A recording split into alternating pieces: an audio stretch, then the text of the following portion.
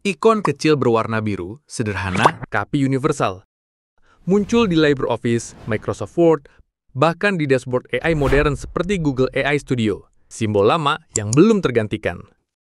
Tapi, kapan terakhir kali kamu melihat benda aslinya? Inilah dia, floppy disk. Dulu benda ini menyimpan file-file paling penting dalam hidup kita. Foto, tugas sekolah, program komputer, bahkan mimpi-mimpi. Dan semua itu hanya dalam 1,44 MB. Hari ini, satu selfie resolusi tinggi pun nggak muat di situ. Ceritanya dimulai tahun 1971. Waktu IBM mengenalkan floppy disk pertama berukuran 8 inci. Bentuknya tipis, lentur, dan bisa ditekuk. Makanya disebut floppy.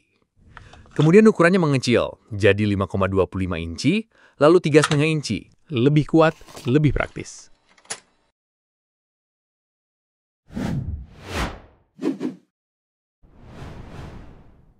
Tahun 80-an dan 90-an, floppy ada di mana-mana. Di komputer sekolah, di kantor, bahkan di film-film hacker. Benda kecil ini adalah kunci masuk ke dunia digital. Mau install Windows 95, kamu butuh 13 floppy disk. Satu game aja bisa minta 6 disk, atau lebih. Kita sabar nungguin. Klik, baca, ganti disk, ulang lagi. Dan kalau kamu lupa klik semacam Safely Remove Hardware, tahu kan tombol kecil buat cabut flash disk dengan aman? Kalau asal cabut, lama-kelamaan, selamat tinggal. File tugas kamu.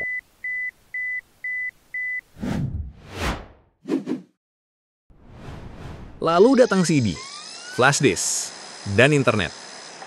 Tiba-tiba 1,44 MB terasa sempit. Floppy mulai ditinggalkan. Awal 2000-an, dia resmi pensiun. Atau kita kira begitu.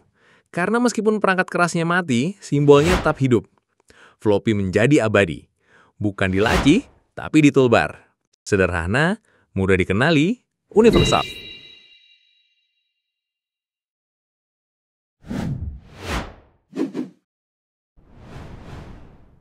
Mungkin kamu nggak pernah pakai floppy, tapi kamu pasti udah ngeklik simbolnya ribuan kali. Floppy bukan lagi sekedar alat, dia jadi lambang, sebuah ikon dari masa lalu yang bantu kita berinteraksi dengan masa kini. Tahun 2023, pemerintah Jepang resmi melarang penggunaan floppy disk di sistem mereka. Iya, mereka masih pakai, sampai beberapa tahun lalu. Itu menunjukkan seberapa dalam akar teknologi ini tertanam, bahkan di institusi modern. Floppy disks are a very reliable, very stable, very well understood way to get information in and out of a machine. Plus, they have the additional feature of not being very hackable.